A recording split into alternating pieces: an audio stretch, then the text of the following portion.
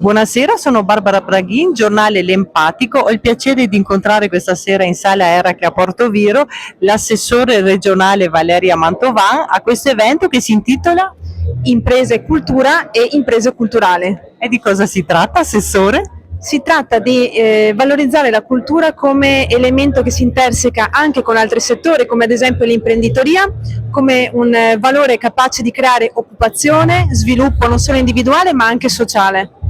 Perfetto, allora ci gustiamo questa bella serata, è piena di creatività, di imprese, di iniziative com'è Portoviro. Esatto, Portoviro è al centro, mi dispiace, siamo avanti, non me ne vogliono gli altri.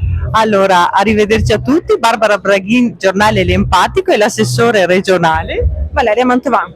Naturalmente di tutte le amministrazioni comunali di Portoviro, saluto l'assessore regionale Valeria Mantovan che insieme al suo assessorato ha organizzato questo magnifico evento e mi limito solo a fare una piccola riflessione perché mi sono letto e riletto il volantino che è stato pubblicato e quindi credo ci siano molte informazioni su quali potremmo fare tantissime osservazioni e considerazioni.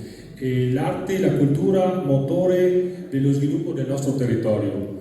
E quindi non è una cosa semplice questo concetto, ma è plenaria, dibattiti, mostre, proiezioni video, itinerari, sono solo alcune.